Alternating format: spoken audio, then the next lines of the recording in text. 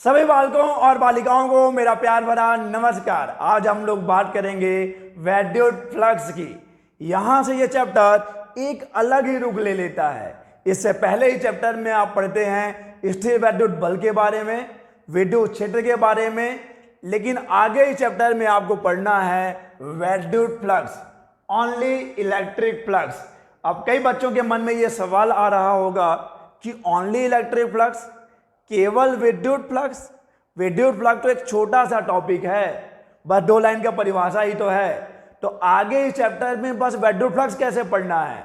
तो बच्चा, ईंट बहुत छोटा होता है लेकिन पूरा का पूरा मकान उन्हीं ईंटों से बनता है। वैसे ही वैद्युत फ्लक्स तो एक छोटा सा टॉपिक है, लेकिन आगे इस चैप्टर में आप जो कुछ भी पढ़ेंगे वो पूरा का पूरा वैद्युत फ्लक्स पे आधारित है। तो अगर आप वैद्युत फ्लक्स को नहीं समझेंगे तो आगे आने वाले जो टॉपिक्स हैं वो आपको समझ में नहीं आएंगे। और यकीन मानिए, यहां से ये चैप्टर बहुत ज्यादा इंपॉर्टेंट हो जाता है।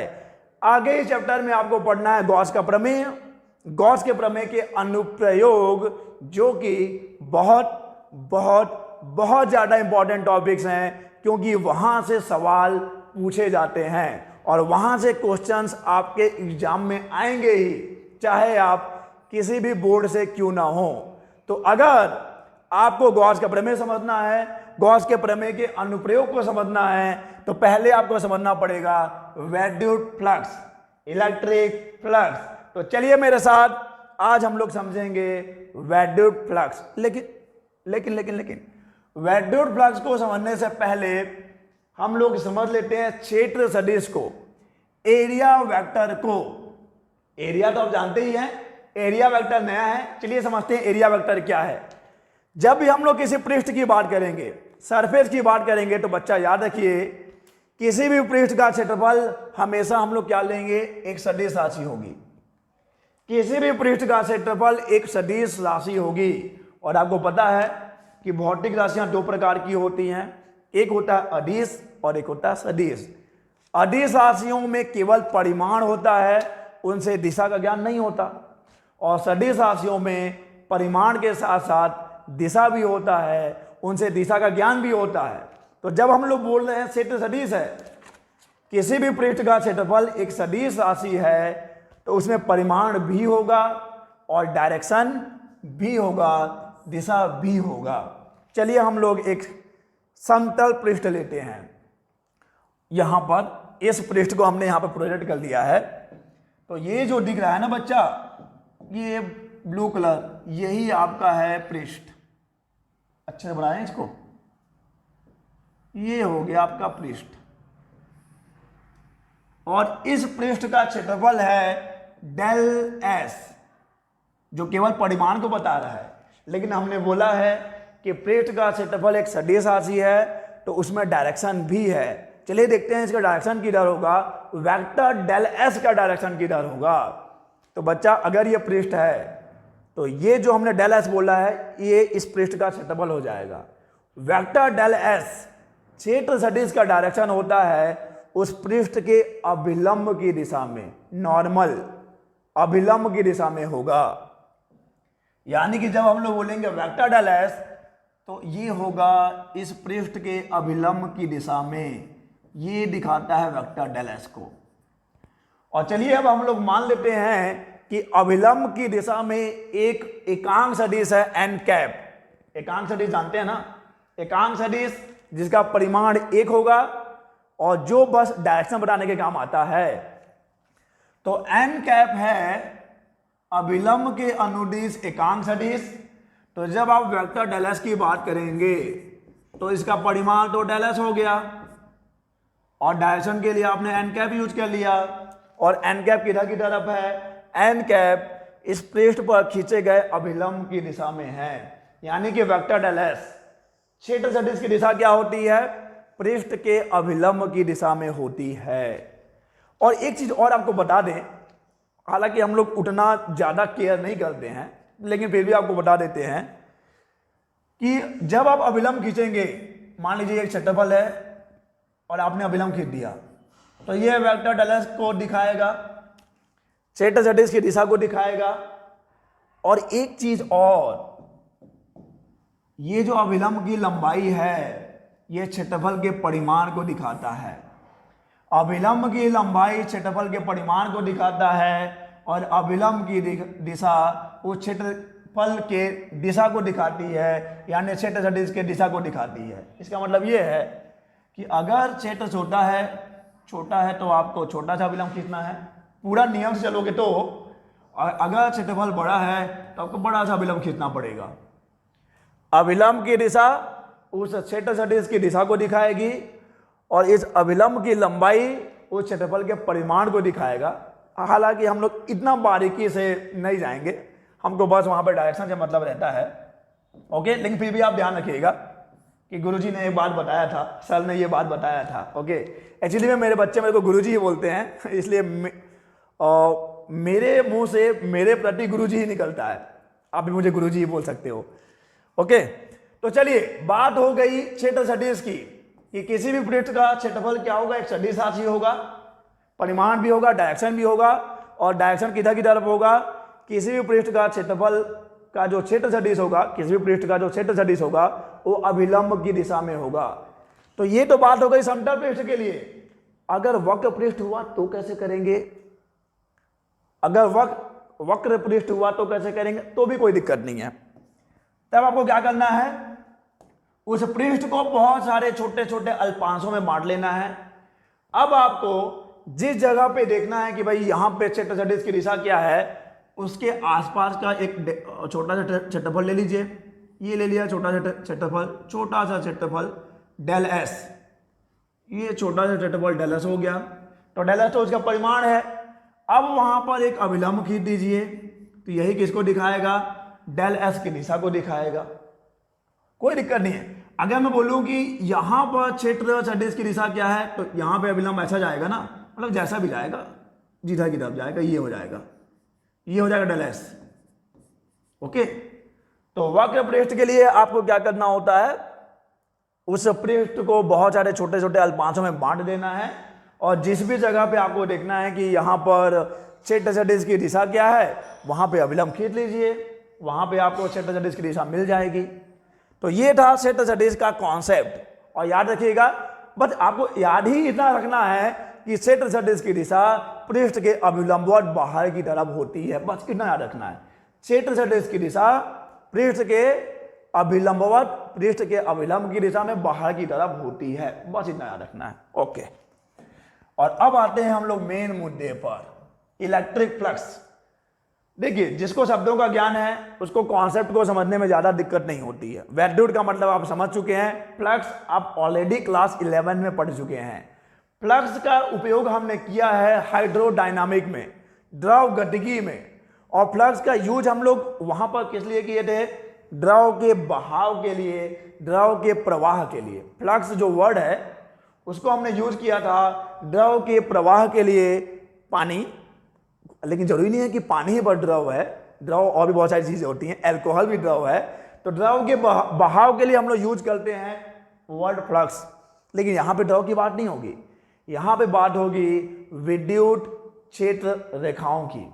तो चलिए समझते हैं कि विद्युत फ्लक्स क्या है। परिभाषा बहुत आसान है, देखिए क्या है, विद्युत क्षेत्र में स्थित किसी पृष्ठ से अभिलंब नहीं होना चाहिए, अभिलंबवत होना चाहिए, अभिलंबवत। तो मैं यहां लिख रहा हूं अभिलंबवत, अभिलंबवत। अभिलंब भी बोलेंगे तो समझ में आ जाता है कि नॉर्मली बात हो रही है, परपेंडिकुलरली बात हो रही है। विद्युत क्षेत्र में स्थित किसी पृष्ठ से अभिलंबवत गुजरने वाली, और ये वर्ड याद रखिएगा, इस पे आपको एक शायरी सुनाएंगे। हालात जो हैं, सबके जो हालात होते हैं, विद्युत क्षेत्र में स्थित किसी पृष्ठ से अभिलंबवत गुजरने वाली कुल क्षेत्र रेखाओं की संख्या को उस पृष्ठ से गुजरने वाला विद्युत फ्लक्स कहते हैं। तो जब भी हम लोग बोलेंगे विद्युत फ्लक्स, तो हम लोग एक्चुअली में कहना क्या चाहते हैं, हम लोग कहना चाहते हैं विद्युत क्षेत्र रेखाओं की संख्या। विद्युत फ्लक्स का मतलब है, विद्युत फ्लक्स का संबंध है किससे, विद्युत क्षेत्र की रेखाओं से, विद्युत क्षेत्र के रेखाओं की संख्या से। The number of electric field lines, the number of electric field lines. तो जब भी मैं बोल रहा हूँ विद्युत फ्लक्स इतना है, विद्युत फ्लक्स इतना है, मैं नहीं कोई भी बोले विद्युत फ्लक्स इतना है, विद्युत फ्लक्स इतना है, तो जब भी आप शब्द सुनोगे विद्युत फ्लक्स ना, तो आपके दिमाग में आना चाहिए विद्युत क्षेत्र रेखाओं की संख्या। अगर मैं बोलता हूं कि इस पृष्ठ से गुजरने वाला विद्युत फ्लक्स इतना है या इतना है, तो आप समझ जाएंगे बात क्या हो रही है कि इस पृष्ठ से गुजरने वाले विद्युत क्षेत्र रेखाओं की बात हो रही है। किसी पृष्ठ से गुजरने वाले विद्युत क्षेत्र रेखाओं की संख्या की बात हो रही है, लेकिन शर्त है कैसे गुजरना चाहिए, अभिलंबवत गुजरना चाहिए। विद्युत फ्लक्स में केवल उन्हीं विद्युत क्षेत्र रेखाओं को गिनते हैं जो उस पृष्ठ से अभिलंबवत गुजरता है। तो परिभाषा से पूरा क्लियर हो जाता है कि किसी भी पृष्ठ से, अच्छा ये पृष्ठ कहां होना चाहिए, अगर ये पृष्ठ किसी विद्युत क्षेत्र में रखा हुआ है तब ऑब्वियस सी बात है विद्युत क्षेत्र होगा, तभी वहां पर विद्युत क्षेत्र रेखाओं की अवधारणा आएगी। अगर विद्युत क्षेत्र ही नहीं है तो वहां पे आप विद्युत क्षेत्र रेखाओं की बात थोड़ी करोगे। तो अगर कोई पृष्ठ किसी विद्युत क्षेत्र में रखा हुआ है तब उस पृष्ठ से जितनी अभिलंबवत विद्युत क्षेत्र रेखाएं गुजरेंगी उसे ही उस पृष्ठ से बद्ध, उन्हें ही उस पृष्ठ से बद्ध विद्युत फ्लक्स कहा जाता है। और इसको दिखाते हैं फाई ई से। फाई, ये सिंबल फाई है, पाई नहीं है, फाई है। ई फॉर इलेक्ट्रिक, क्योंकि आगे आप बढ़ेंगे ना क्लास 12 के सिलेबस में तो आपको मैग्नेटिक फ्लक्स भी मिलेगा, आपको चुंबकीय फ्लक्स भी मिलेगा, इसलिए ई लगा दिया है इलेक्ट्रिक फ्लक्स के लिए। तो एक बार फिर समझिए कि अगर कोई पृष्ठ किसी विद्युत क्षेत्र में रखा हुआ है, अगर कोई पृष्ठ किसी विद्युत क्षेत्र में रखा हुआ है, अब वो कैसे भी रखा हो सकता है, लेकिन अभी हम लोग मान रहे हैं कि चलो एक पृष्ठ विद्युत क्षेत्र में रखा हुआ है, तब उस पृष्ठ से जितनी विद्युत क्षेत्र रेखाएं गुजरेंगी अभिलंबवत, उन्हीं बल रेखाओं की संख्या को, उन्हीं क्षेत्र रेखाओं की संख्या को हम लोग उस पृष्ठ से बद्ध विद्युत फ्लक्स कहते हैं। चलिए एग्जांपल से समझाते हैं आपको, पिक्चर बनाएंगे ना दोस्त। चलो मान लिया कि ये मेरा एक, नहीं अच्छा नहीं बन रहा, मुझे खुद बनाना पड़ेगा, मुझे खुद मेहनत करना पड़ेगा। चलिए तो मैं ले लिया, ये रहा मेरा एक पृष्ठ, क्या हो गया ये मेरा हो गया एक पृष्ठ जो कि कहाँ रखा हुआ है, जो कि एक विद्युत क्षेत्र में रखा हुआ है। और चलिए विद्युत क्षेत्र रेखाओं को हम लोग प्रदर्शित कर लेते हैं। ये हो गई हमारी विद्युत क्षेत्र रेखाएं, ठीक है। अरे क्लोन आ जाओ नीचे, अच्छा ये नीचे आएंगे भाई, ओके। तो यहां पर देखिए, यहां पर आपका जो पृष्ठ है वो विद्युत क्षेत्र के लंबवत है, लेकिन हमेशा जरूरी नहीं है, हम लोग आगे भी बढ़ेंगे। लेकिन पहले यहां पे देखिए आपका जो पृष्ठ है वो विद्युत क्षेत्र के लंबवत है। तो ऐसी स्थिति में इस पृष्ठ से जितनी भी विद्युत क्षेत्र रेखाएं गुजरेंगी उन सभी को आप क्या बोलेंगे, उस पृष्ठ से बद्ध विद्युत फ्लक्स कहेंगे। किसी भी पृष्ठ से अभिलंबवत यानी लंबवत यानी कि नॉर्मली यानी कि परपेंडिकुलरली जितनी भी विद्युत क्षेत्र रेखाएं गुजरती हैं उस पृष्ठ से बद्ध क्या कहलाएंगे, विद्युत फ्लक्स कहलाएंगी। तो मान लीजिए कि यह है आपका विद्युत क्षेत्र, ओके, वेक्टर ई, यह रहा विद्युत क्षेत्र, मतलब विद्युत क्षेत्र इधर की तरफ है और आपका पृष्ठ ऐसा रखा हुआ है, ओके। तो यहां पर मैं बना दे रहा हूं, ये क्या दिखा रहा है, वेक्टर डेल एस को दिखा रहा है और डेल एस इस पृष्ठ का क्षेत्रफल है। और वेक्टर डेल एस क्या है, वेक्टर डेल एस क्षेत्र सदिश है, जो ऑब्वियस ही बात है पृष्ठ के अभिलंबवत बाहर की तरफ होगा। तो यहां पर देखिए विद्युत फ्लक्स क्या हो जाएगा, विद्युत फ्लक्स हो जाएगा, विद्युत flux phi E is equal to हो जाता है E into del S, formula यही है, E into del S. Phi E is equal to E into del S. लेकिन याद रखिए बच्चा कि यहां पर कंडीशन क्या है, यहां पर आपका विद्युत क्षेत्र इस पृष्ठ के अभिलंबवत है, लेकिन जरूरी नहीं है, आगे बढ़ता हूं, लेकिन जरूरी नहीं है, ओके। चलिए अब मैं मान लेता हूं कि चलो ये रहा मेरा विद्युत क्षेत्र और ये विद्युत क्षेत्र रेखाएं दिखा रही हैं उस विद्युत क्षेत्र को। ओके, तो ये वेक्टर ई हो गया। अभी भी मेरा विद्युत क्षेत्र उधर की तरफ है। पहले पृष्ठ इस विद्युत क्षेत्र के लंबवत ऐसे रखा हुआ था, लेकिन अब हो सकता है ऐसा हो, ये हो सकता है ऐसा हो, ये तो मैं बना देता हूं। ये देखिए, कलाकारी जरूरी है बच्चा। अगर कला नहीं होगी आपके अंदर तो क्या होगी आपके अंदर, ये देखिए। ठीक है, तो क्या यहां पर, अच्छा ऐसे में शायद आपको दुविधा हो समझने में, तो मैं एक काम करूं ना, सिंपलेस्ट वे में समझाऊं आपको कि चलिए पृष्ठ ऐसा है, ये रहा पृष्ठ। ओके, ये पृष्ठ है डेल एस और ये है उसका वेक्टर डेल एस, क्षेत्र सदिश ऐसा है।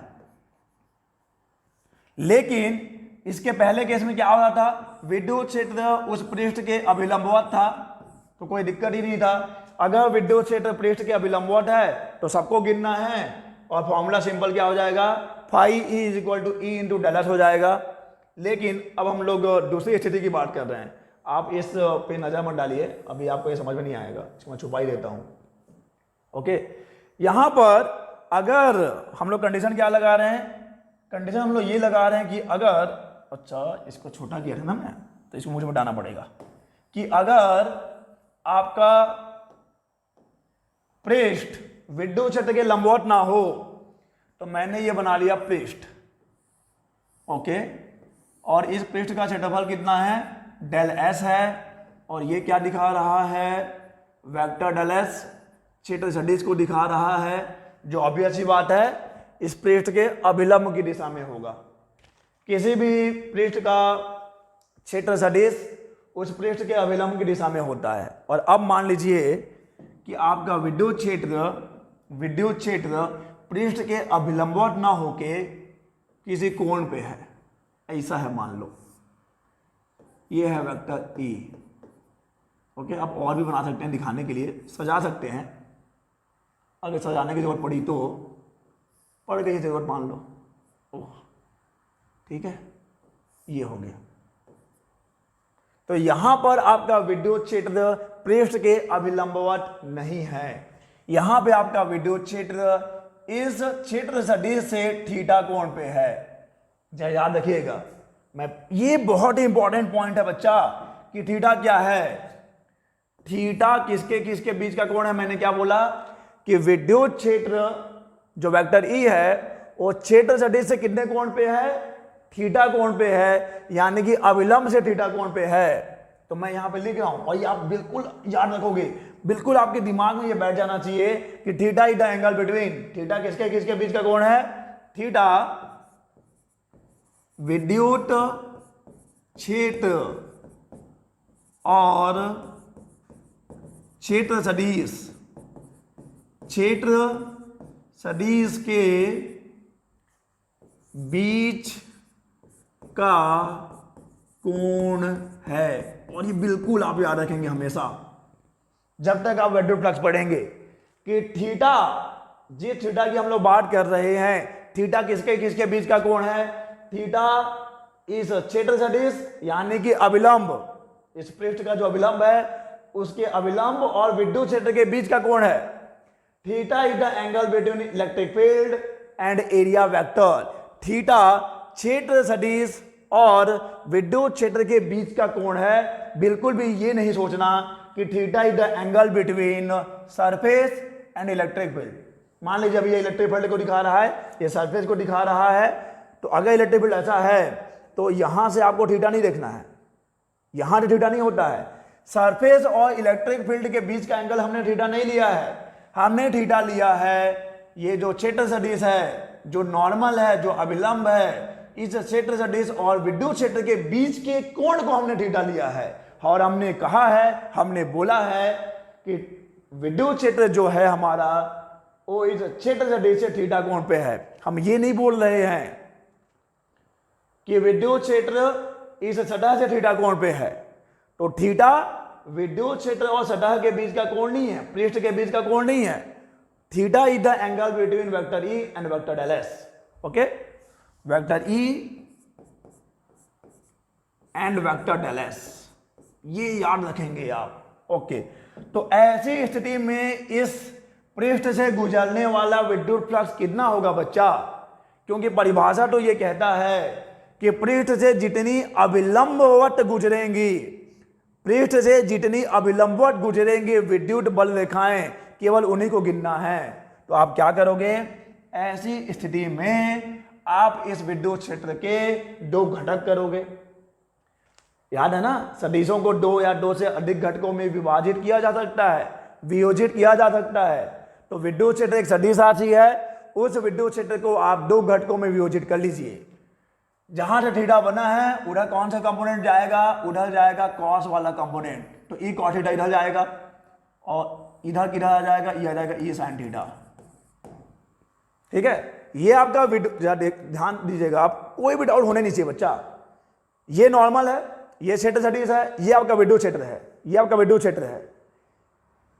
अगर आप विद्युत क्षेत्र को इधर लेके आएंगे तो ये कौन सा कंपोनेंट है? ये है ई कॉस थीटा वाला कंपोनेंट, और इसका इधर वाला घटक जो इधर जाएगा ये कौन सा कंपोनेंट है? ये ई साइन थीटा है। तो ई साइन थीटा वाला जो घटक है, ई साइन थीटा वाला जो कंपोनेंट है, ये तो इस सतह के समांतर हो गया, वो तो इस सतह से गुजरेगा ही नहीं, तो आप इसको गिनेंगे ही नहीं, वो तो गुजर ही नहीं रहा है।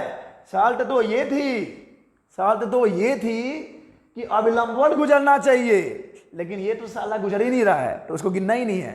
लेकिन ई कॉस थीटा वाला जो कंपोनेंट है विद्युत क्षेत्र का, जो ई कॉस थीटा वाला घटक है, वो गुजर भी रहा है, और न केवल गुजर रहा है बल्कि अभिलंबवत गुजर रहा है। तो ई कॉस थीटा वाला कंपोनेंट फाई क्या हो जाएगा? फाई ई हो जाएगा।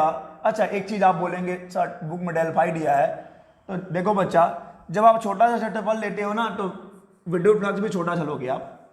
छोटा सा सतह तो विद्युत फ्लक्स भी छोटा सा, छोटा सा सतह तो विद्युत फ्लक्स भी छोटा सा।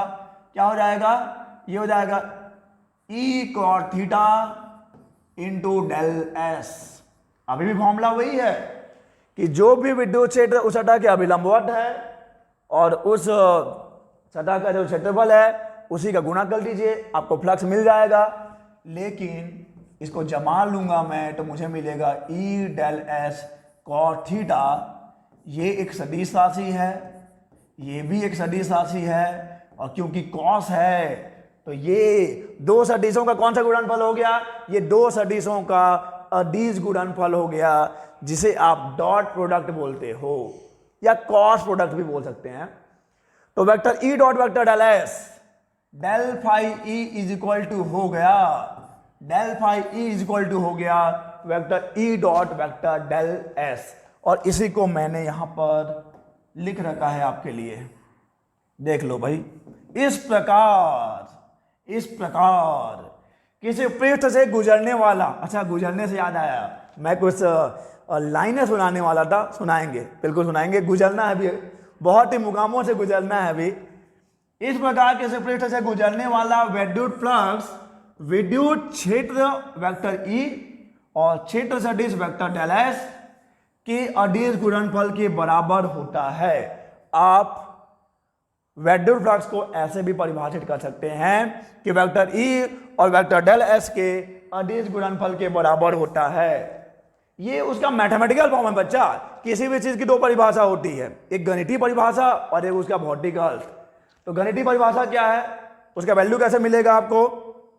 जब आप वेक्टर ई और वेक्टर डेल एस का अदिश गुणनफल करेंगे तो आपको मिल जाएगा विद्युत फ्लक्स की वैल्यू। लेकिन विद्युत फ्लक्स है क्या, उसका भौतिक अर्थ क्या है?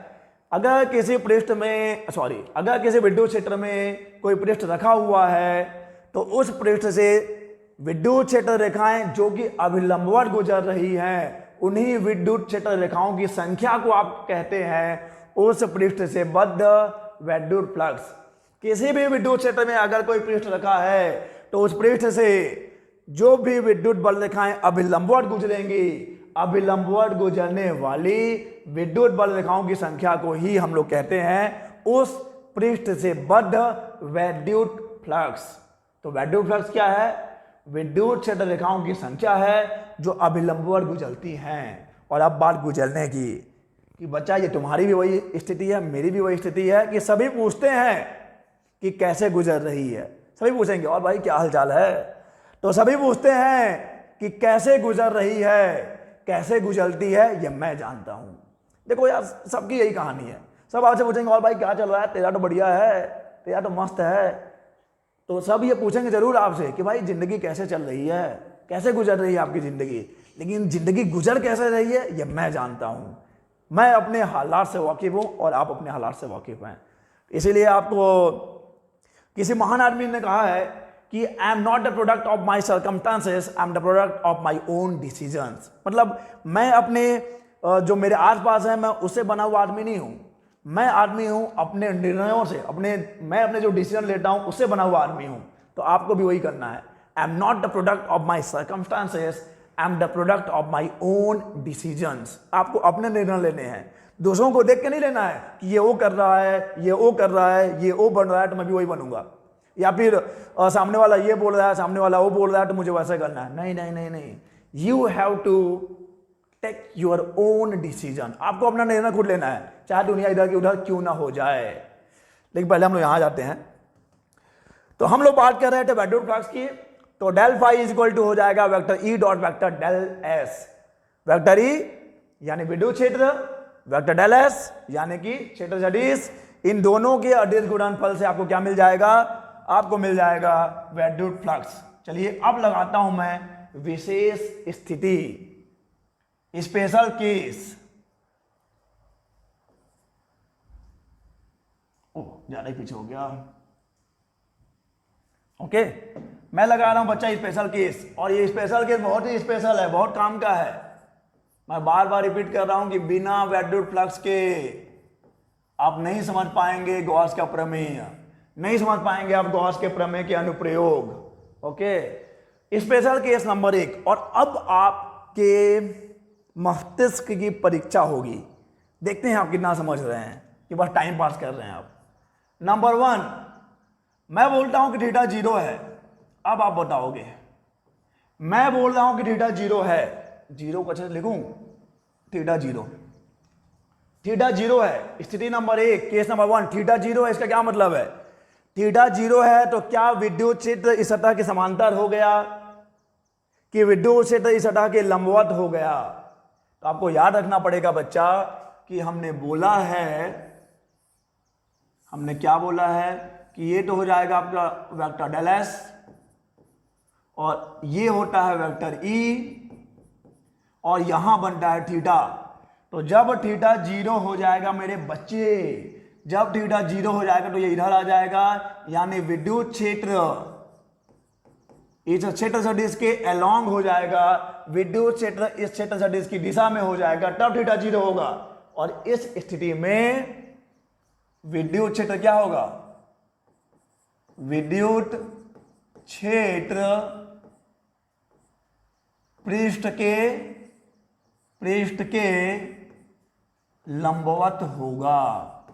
क्या ध्यान दीजिए, लोग यहीं पे कंफ्यूज आ जाते हैं, आधा लोग तो यहीं कंफ्यूज आ जाते हैं कि थीटा 0 बोला है तो समानांतर कर देते हैं। अरे भैया, theta is the angle between vector E and vector del S.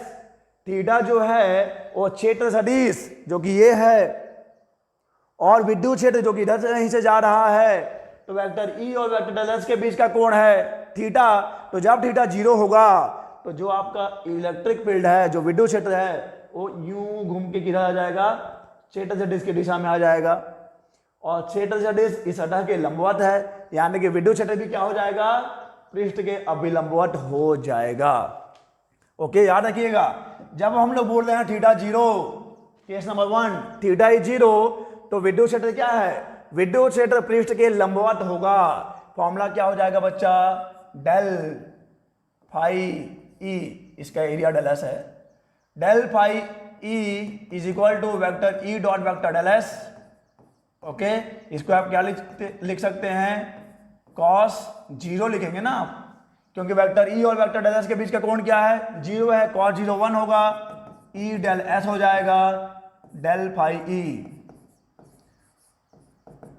Cos 0 1 है ना, जो कि अधिकतम है, यानी कि इस कंडीशन में आपको अधिकतम विद्युत फ्लक्स मिलेगा, और इसी को यहां पे लिखा गया है बच्चा। ओ सॉरी, इसी को यहां पे लिखा गया, देखिए देखिए क्या लिखा गया है, यदि पृष्ठ विद्युत क्षेत्र के समांतर है, यदि पृष्ठ विद्युत क्षेत्र, ओहो ये सेकंड वाला कंडीशन पहले आ गया बच्चा। तो बड़े बड़े शहरों में छोटी छोटी घटनाएं तो होती ही रहती हैं, होनी जरूरी भी है। अब तुम छोटे, तुम निकलो यहाँ से। सेकंड वाला कहाँ है बच्चा? ये है सेकंड वाला, ये वाला चाहिए पहले अपने को, कुछ ज़्यादा ही बड़ा हो गया।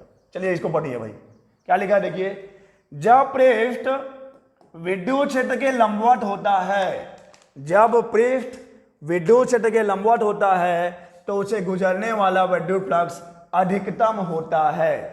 जब पृष्ठ विद्युत क्षेत्र के लंबवत है, और जब पृष्ठ विद्युत क्षेत्र के लंबवत है तो याद रखिएगा थीटा 90 नहीं होगा, थीटा 0 होगा, क्योंकि theta is the angle between vector E and vector del S. तो जब पृष्ठ विद्युत क्षेत्र के लंबवत होता है तो थीटा 0 होता है, और इस कंडीशन में उस पृष्ठ से गुजरने वाला विद्युत फ्लक्स अधिकतम होता है। और अब ओहो आगे नहीं, आगे नहीं, सेकंड केस भी तो लगाना है ना बच्चा। सेकंड केस लगाइए, केस नंबर 2। अगर मैं बोलता हूं थीटा हो गया 90 डिग्री, तो आप लोगों को लगता है थीटा 90 हो गया है, यानी कि विद्युत क्षेत्र सतह के लंबवत हो गया है। उनको नहीं मालूम क्या कि विद्युत क्षेत्र और डेल एस इनके बीच का कोण 90 थीटा है, तो ये थीटा किधर चले जाएगा, यूं घूम के 90 हो जाएगा। यानी कि अगर ये आपका सतह है, या ध्यान दीजिएगा, ये सतह है, ये है वेक्टर डेल एस, ठीक है। थीटा किधर था बच्चा, ये थीटा था ना वेक्टर ई, तो थीटा को कितना करना है, मेरे को थीटा को 90 करना है, तो ये घूम के यूं कुछ आ जाएगा, ये हो जाएगा वेक्टर ई। तो इस कंडीशन में क्या है, इस कंडीशन में आपका विद्युत क्षेत्र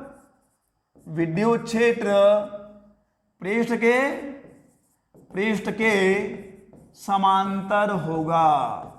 ये समझने वाली बात है, भावनाओं में नहीं बह जाना कि लिख दिया है पृष्ठ के लंबवत है तो थीटा 90 लिख दिया, लिख दिया है पृष्ठ के समांतर है तो थीटा 0 लिख दिया, ऐसा नहीं है। आपको बार बार बताया जा रहा है कि theta is the angle between vector E and vector del S. Theta जो कोण है विद्युत क्षेत्र और क्षेत्र सदिश के बीच का कोण है। तो जब आपका विद्युत क्षेत्र इस सतह के लंबवत है तो थीटा 0 हो जाएगा, या फिर उल्टा भी आप बोलिए कि जब थीटा 0 है तो आपका विद्युत क्षेत्र इस क्षेत्र सदिश की दिशा में हो जाएगा, यानी सतह के लंबवत हो जाएगा। उस कंडीशन में क्या मिलेगा आपको, अधिकतम मिलेगा फ्लक्स। और यही तो गिनती भी है ना, अगर विद्युत क्षेत्र लंबवत है तो सबको गिनना पड़ेगा। अगर थीटा 90 है यानी कि आपका विद्युत क्षेत्र इस क्षेत्र सदिश से 90 डिग्री पे है, और इस कंडीशन में आपका विद्युत क्षेत्र पृष्ठ के समांतर हो जाएगा, पृष्ठ के समांतर हो जाएगा। और जब समांतर हो गया बच्चा तो फॉर्मूला लगाओ ना यार, del phi E del S cos 90 0, तो 0 आ गया, डेल फाई ई न्यूनतम है बच्चा, ये न्यूनतम। और सही भी तो है ना, जब आपका विद्युत क्षेत्र पृष्ठ के समांतर है तब वो सतह से गुजर ही नहीं रहा है, और जब गुजर ही नहीं रहा है तो गिनोगे किसको। ओके, तो यहां पे हम ये स्टेटमेंट देते हैं कि जब आपका यदि पृष्ठ क्या है, यदि पृष्ठ विद्युत क्षेत्र के समांतर है तो उसे गुजरने वाला विद्युत फ्लक्स शून्य होता है। यदि पृष्ठ विद्युत क्षेत्र के समांतर है तो उसे गुजरने वाला विद्युत फ्लक्स शून्य होता है। आई एम रिपीटिंग अगेन, मैं फिर से दोहरा रहा हूं कि क्या होता है विद्युत फ्लक्स। विद्युत क्षेत्र में अगर कोई भी पृष्ठ रखा है तो उस पृष्ठ से जितनी भी विद्युत बल रेखाएं अभिलंबवत गुजरेंगी, उन्हीं विद्युत बल रेखाओं की संख्या को उस पृष्ठ से बद्ध विद्युत फ्लक्स कहा जाता है। फॉर्मूला क्या है बच्चा, फॉर्मूला है del phi E is equal to vector E dot vector del S. गणितीय परिभाषा क्या बनता है कि विद्युत क्षेत्र और क्षेत्र सदिश के अदिश गुणनफल को हम क्या कहेंगे, उस पृष्ठ से बद्ध विद्युत फ्लक्स कहेंगे। दो कंडीशन लगाया है, थीटा 0 थीटा 90। थीटा 0 है मतलब विद्युत क्षेत्र पृष्ठ के लंबवत होगा, थीटा 90 है यानी विद्युत क्षेत्र समांतर होगा। और जब आपका विद्युत क्षेत्र पृष्ठ के लंबवत है यानी थीटा 0 है तो उस समय आपको अधिकतम मिलेगा विद्युत फ्लक्स। और जब थीटा 90 है यानी विद्युत क्षेत्र समांतर है तो आपको न्यूनतम मिलेगा जो कि 0 है। ओके, और चलिए आगे चलते हैं। अब आपको थोड़ा सा और डिटेल में मतलब कुछ आपको एक क्वेश्चन से आपको समझाते हैं।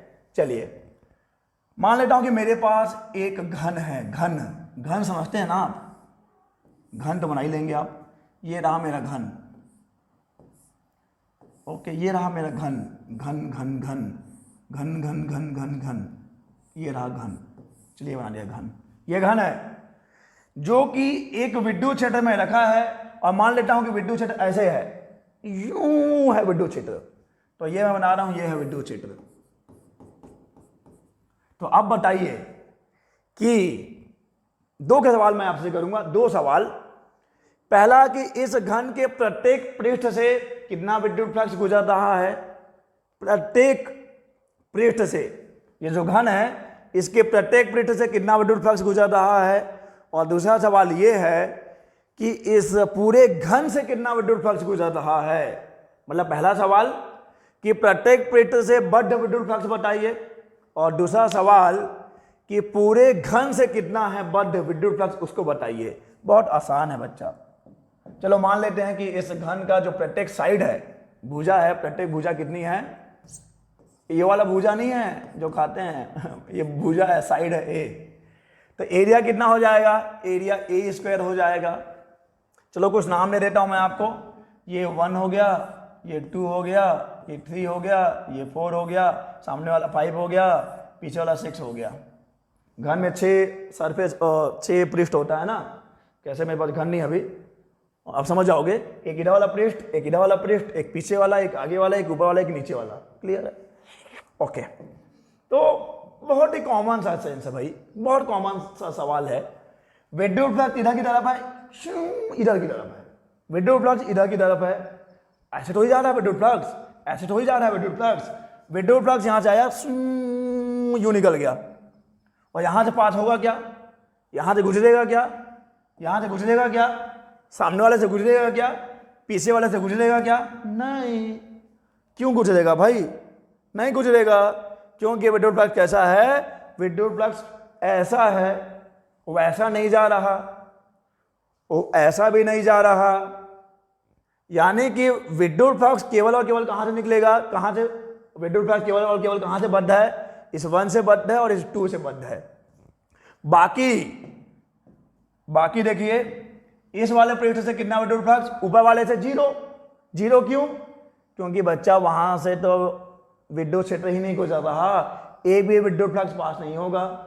विद्युत क्षेत्र देखा यहां पे 0, नीचे भी 0 क्योंकि ऐसा है, सामने भी 0 ऐसा, पीछे भी 0 ऐसा। तो 6 जो सरफेस हैं, 6 पृष्ठ हैं, उसमें 4 में से तो 0 हो गया, ऊपर वाले से 0, नीचे वाले से 0, सामने वाले से 0, पीछे वाले से 0। समझ में आ रहा ना कैसे बच्चा, क्योंकि विद्युत फ्लक्स को अगल बगल से मतलब नहीं है, वो यूं सीधा निकल जा रहा है, विद्युत फ्लक्स यूं सीधा निकल जा रहा है।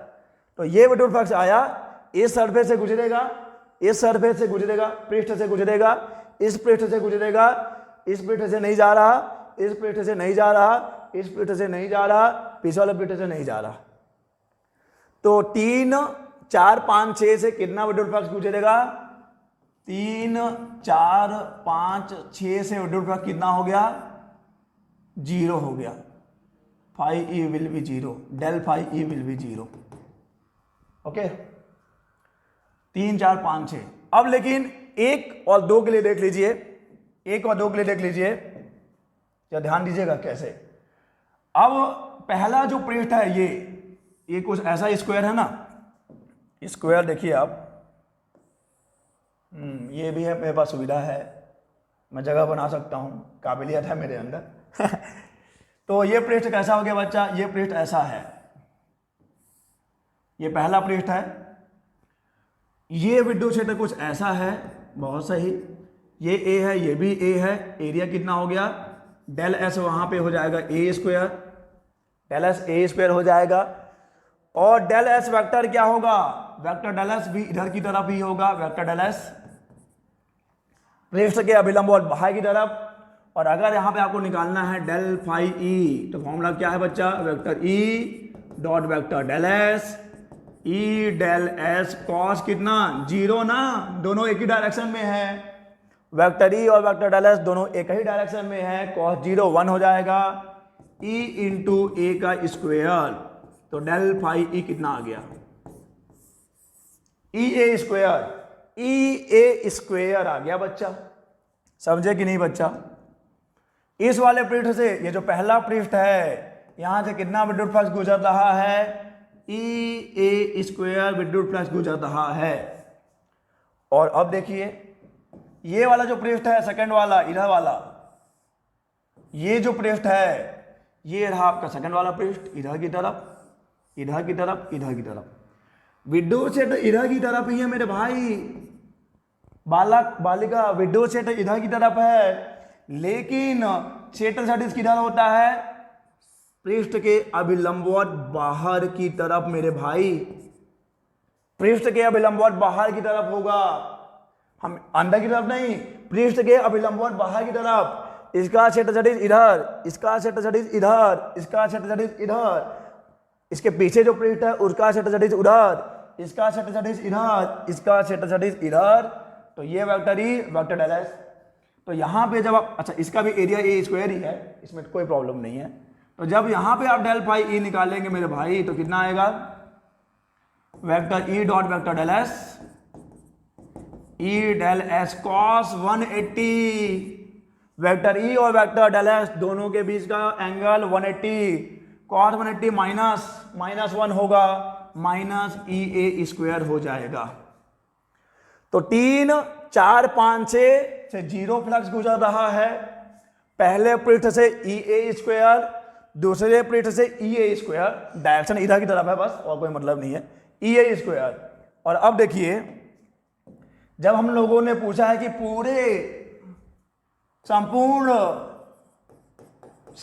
घन से गुजरने वाला, संपूर्ण घन से गुजरने वाला विद्युत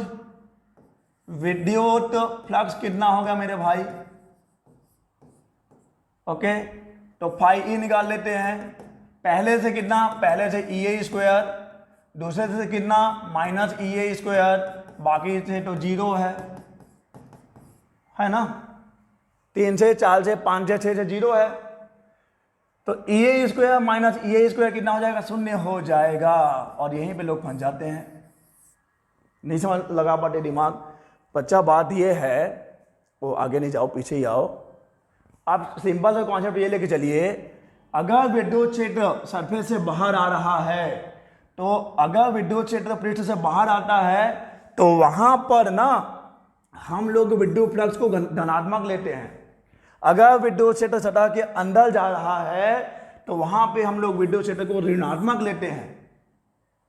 अगर विद्युत क्षेत्र बाहर की तरफ निकल रहा है, देखिए इस पृष्ठ से विद्युत क्षेत्र बाहर की तरफ है, तो हमने धनात्मक लिया, मन से नहीं लिया है, गणितीय रूप से आया है, धनात्मक होगा। और अगर विद्युत क्षेत्र सतह के अंदर जा रहा है, तो उसके लिए विद्युत फ्लक्स ऋणात्मक होगा। और जब पूरे घन की बात करेंगे आप, तो आपको क्या मिलेगा, 0 मिल जाएगा, 0 मिल जाएगा। क्लियर है ये। चलिए और सवाल करते हैं। ये तो बहुत छोटा सा नमूना था एक कॉन्सेप्ट को क्लियर करने के लिए, मेन सवाल तो आगे है।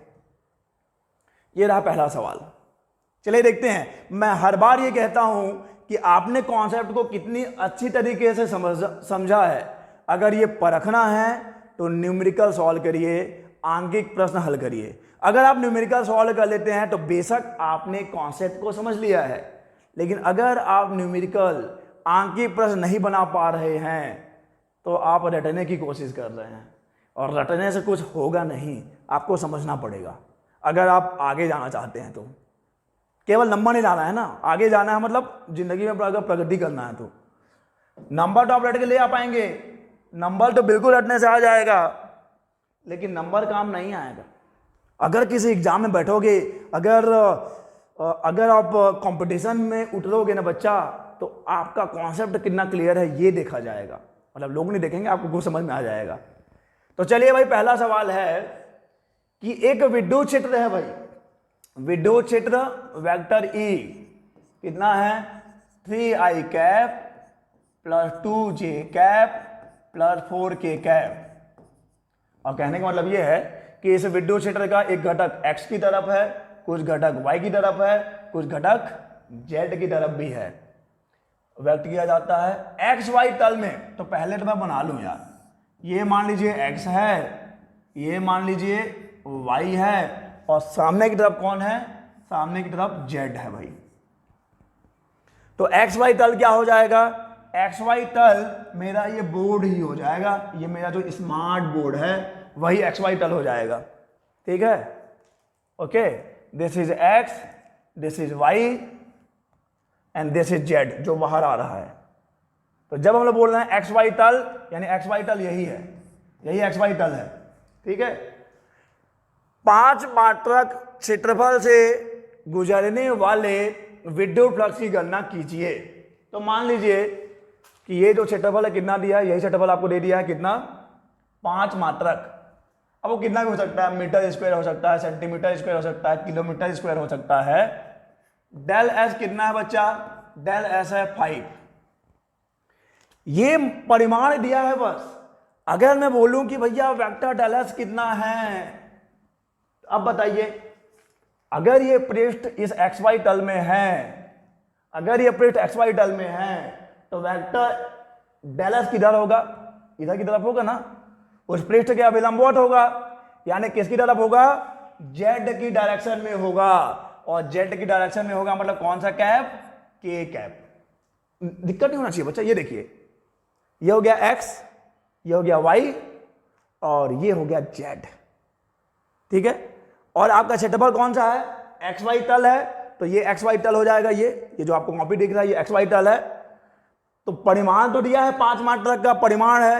वेक्टर डायरेक्शन किधर होगा, इस क्षेत्रफल के बाहर, यानी किसके डायरेक्शन में, जेड की डायरेक्शन में। इधर आप आई कैप लेते हो, इधर आप जे कैप लेते हो, इधर आप के कैप लेते हो, तो आपका डायरेक्शन किधर है, आपका वेक्टर डायरेक्शन इधर की तरफ है ना मेरे भाई। तो वेक्टर डायरेक्शन क्या हो जाएगा, 5k कैप हो जाएगा।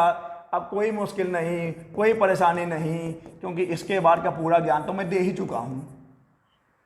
Vector E dot vector direction, तो 3i cap plus 2j cap plus 4k cap dot product 5k cap.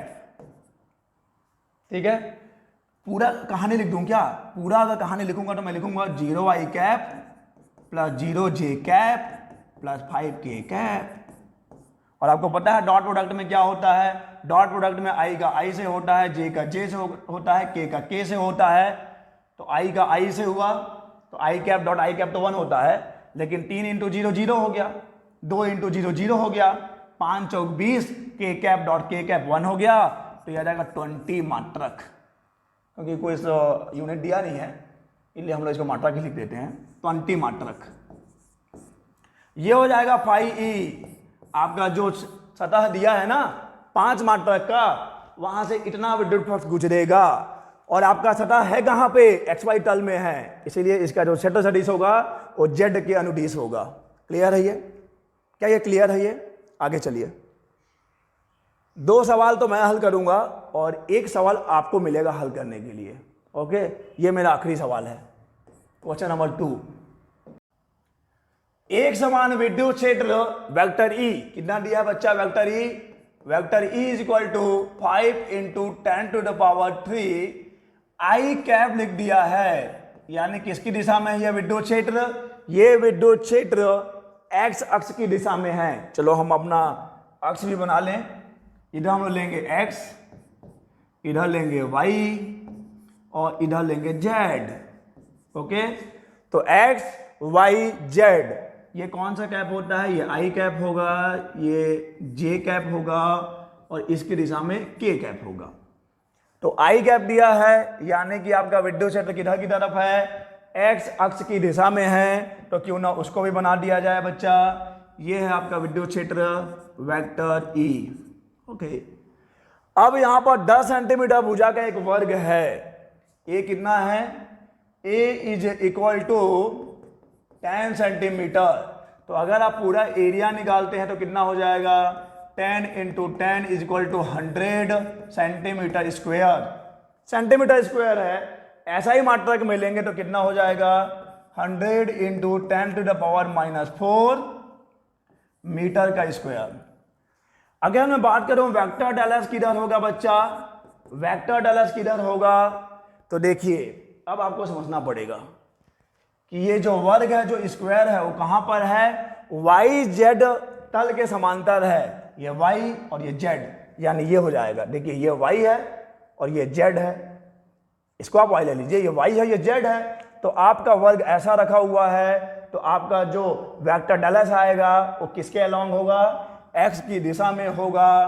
तो हम लोग यहाँ लिख सकते हैं 100 इंटू 10 के घात में -4 मीटर स्क्वायर एक्स अक्ष के अनुदिश। इसको समझना पड़ेगा, यहीं पे तो कॉन्सेप्ट काम आता है।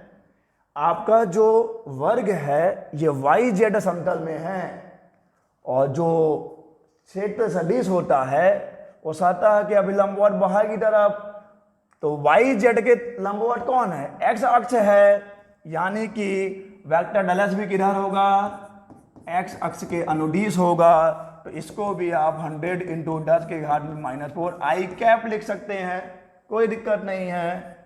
ओके, और इस स्थिति में अगर आपको निकालना है फ्लक्स, तो कौन सी बड़ी बात है भाई, यहां पे फाई ई कितना हो जाएगा, vector E dot vector del S, E del S cos कितना बताइए, vector E vector del S दोनों एक ही डायरेक्शन में हैं, यानी कि कॉस 0 हो जाएगा, कॉस 0 1 हो जाएगा। ई कितना है बच्चा, ई है 5 इंटू 10 के घात में 3 इंटू डेल एस कितना है 100 इंटू 10 के घात में -4। हल कर लीजिए, फाई ई कितना आ जाएगा, हल करने पे आपको ये 50 मिल जाएगा न्यूटन मीटर स्क्वायर प्रति coulomb. Okay, phi E is equal to newton metre square प्रति कूलम। क्लियर है ये? चलिए आगे चलते हैं। इसी में सेकंड क्वेश्चन भी है, इसी में सेकंड केस दिया है, केस को समझ लो। अब अभी तक हमने बस बात की है कहां तक, इस क्वेश्चन के यहां तक, इस क्वेश्चन के बस हमने यहां तक बात की है कि वाई जेड तल के समांतर रखा है, तो दिए गए क्षेत्र के कारण इस वर्ग से गुजरने वाला फ्लक्स इतना होगा।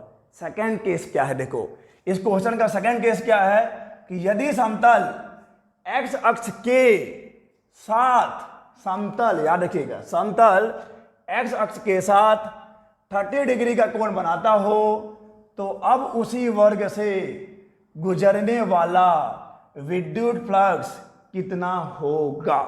चलिए इसको देखते हैं, सेकंड केस देखते हैं।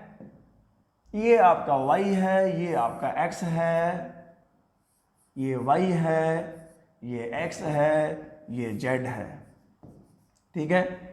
यहां पे दिया है थीटा कितना, theta is equal to 30 degree दे दिया है ना, यहां पे दे दिया है कि समतल आपका जो है, समतल x अक्ष के कितना कोण बना रहा है, x अक्ष के साथ 30 डिग्री का कोण बना रहा है, तब फ्लक्स कितना हो जाएगा, phi E is equal to vector E dot vector del S, E del S, E del S cos कितना लिखेंगे, कॉस 30 लिखेंगे, वैल्यू पुट कर दीजिए।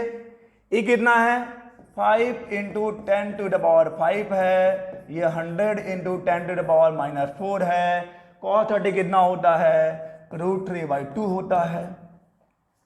cos 30 कितना होगा, √3/2 होगा। तो इसको सॉल्व करेंगे तो आपको मिल जाएगा 25√3 न्यूटन मीटर स्क्वायर पर कूलम। यह है सेकेंड केस। सेकेंड केस में साफ साफ लिखा है कि समतल एक्स अक्ष के साथ 30 डिग्री का कोण बनाता हो, तो उसी वर्ग से गुजरने वाला विद्युत फ्लक्स कितना होगा। तो यहां पे आपको साफ दे दिया है कि थीटा 30 डिग्री है, और जब थीटा 30 डिग्री है तो फिर आप सॉल्व कर लीजिए। ओके, तो इस अच्छा, अभी तो डायलॉग के पहले ये एक सवाल, ये आपके लिए होमवर्क है बच्चा, this is homework for you.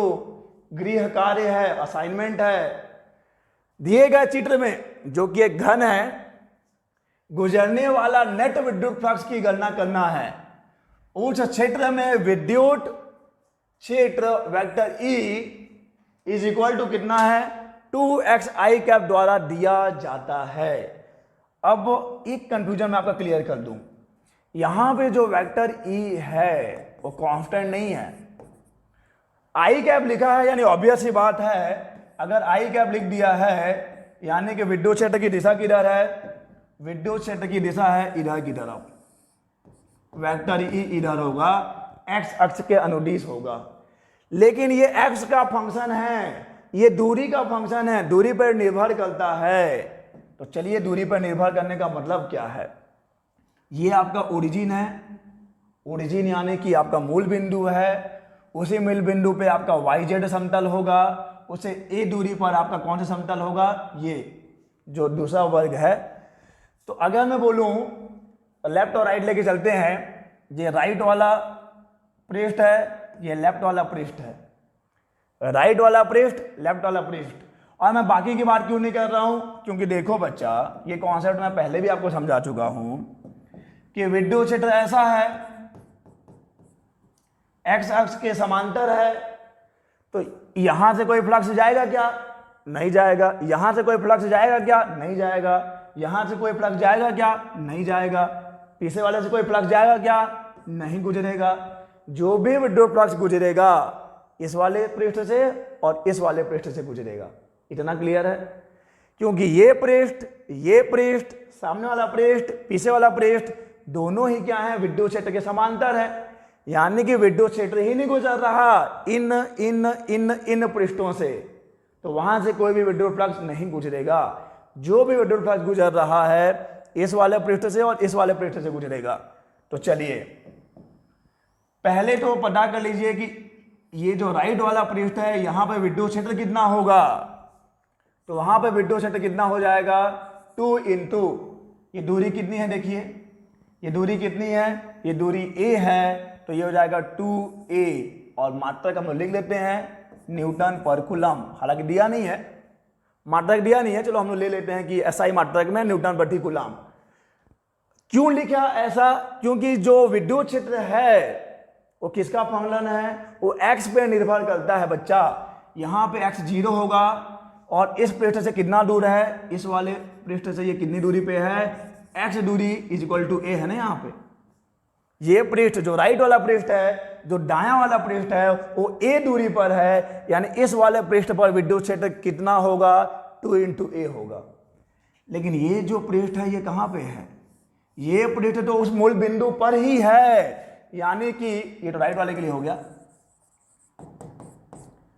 E right के लिए, E लेफ्ट के लिए कितना हो जाएगा, ये जो लेफ्ट वाला पृष्ठ है उसके लिए 2 इंटू a, और a कितना है बच्चा, a तो उसके लिए 0 ही है ना, यहां से तो मैं आगे ही नहीं बढ़ा, तो a उसके लिए 0 हो गया।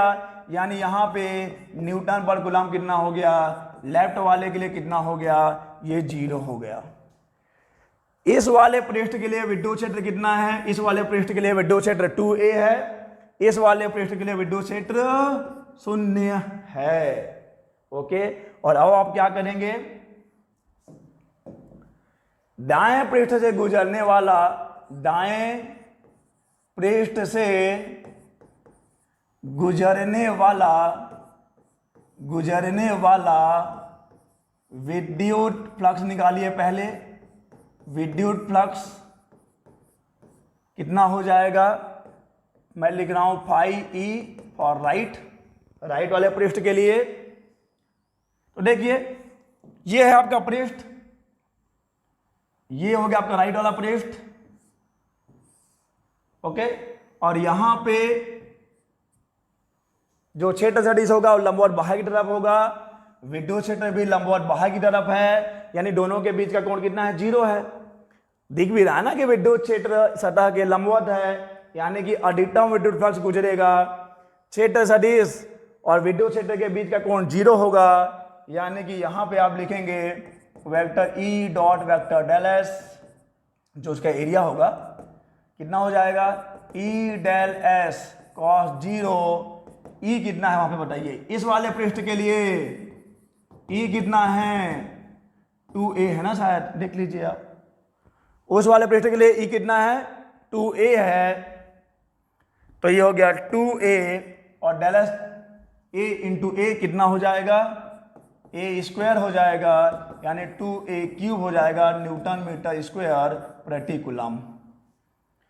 इस वाले पृष्ठ से गुजरने वाला विद्युत फ्लक्स है। ओके, और अब बात करते हैं बाएं पृष्ठ से गुजरने वाला विद्युत फ्लक्स, विद्युत फ्लक्स। ओके, तो फाई ई लेफ्ट वाले के लिए कितना हो जाएगा?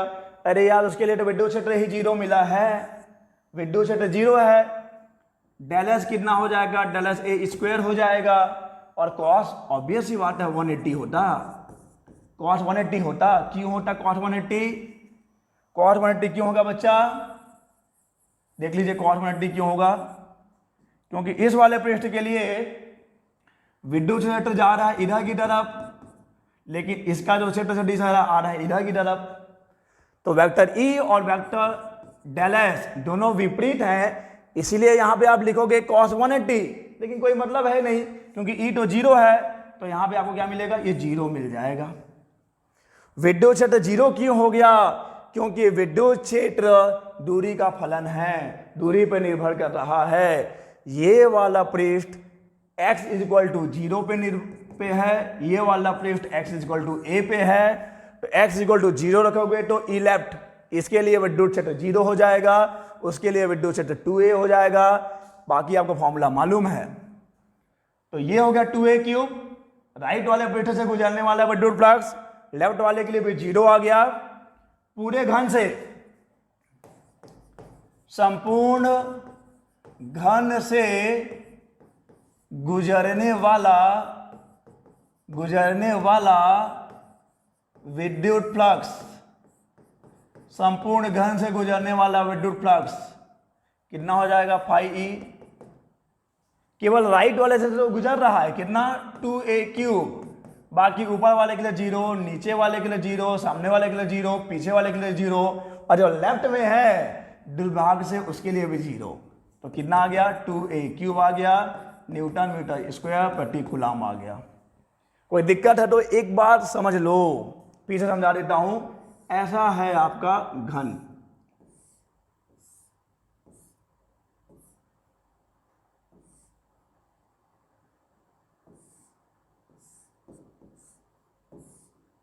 ये आपका घन है, टेढ़ा मेढ़ा बन गया लेकिन काम चल जाएगा।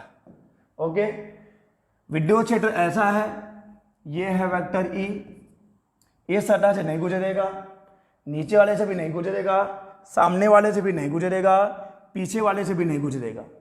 बच जाता है ये वाला पृष्ठ और ये वाला पृष्ठ। इस वाले पृष्ठ पे आप विद्युत क्षेत्र निकालते हो, क्योंकि विद्युत क्षेत्र दूरी पे निर्भर कर रहा है, तो आपको यहाँ पे ई मिलता है 2a और यहाँ पे ई मिल जाता है 0। और जब विद्युत क्षेत्र ही यहाँ पे 0 है तो यहाँ का फ्लक्स भी 0 हो जाएगा ना बच्चा। तो जो भी फ्लक्स गुजरेगा केवल इस वाले पृष्ठ से गुजरेगा, जो कि कितना है? 2a क्यूब है। और अगर कोई डाउट होता है तो नीचे कमेंट बॉक्स में कमेंट करिए, कमेंट बॉक्स आप ही के लिए है। इस वीडियो लेक्चर में बस इतना ही। हम लोग मिलेंगे अपने अगले वीडियो में नए टॉपिक के साथ। और याद रखिए वो नया टॉपिक होगा गॉस का प्रमेय, जो कि बहुत बहुत ज्यादा इंपॉर्टेंट है। तो चलिए मिलेंगे हम लोग अपने अगले लेक्चर में, तब तक के लिए अलविदा।